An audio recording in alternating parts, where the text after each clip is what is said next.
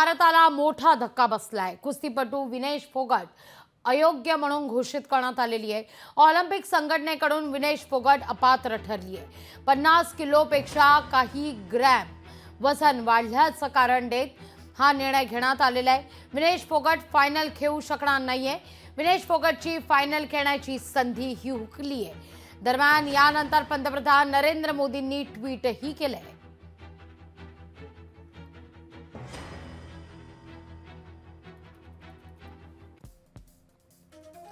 विनेश फोगट, तू champion आहेस, देशाचा गौरव आहेस।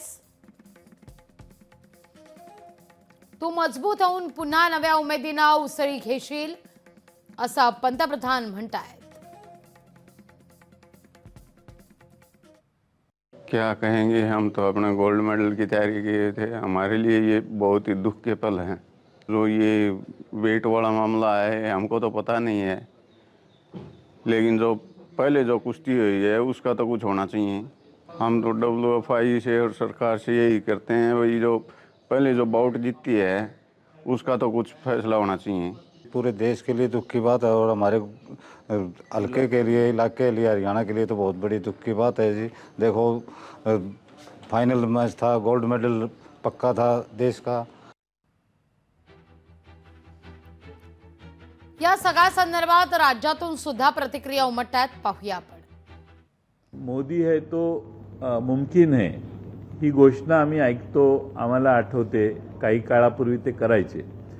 आता विनेश फोगाट यांना ऑलिम्पिक खेळून ब्रॉन्झ, सुवर्ण पदक, जी काही पदकं ती मिळू शकेल तिथपर्यंत पोहोचवण्यासाठी मोदी है तो मुमकिन होना चाहिए। तर मोदींनी काही करून विनेश फोगाट यांचं तिथं अप्रूव्हल करावं। त्यांच्या जे काही त्यांना बाद करण्याचा प्रश्न आहे तो त्यांनी त्यात हस्तक्षेप करून सोडवला पाहिजे। एवढी उत्तम हे कुस्तीपटू असताना तिला मागे यायला लागणं हे भारताच्या दृष्टीने लाजिरवाण आहे। आपल्या सगळ्यांची अपेक्षा ते पदक आपल्याला मिळावं अशीच होती आहे।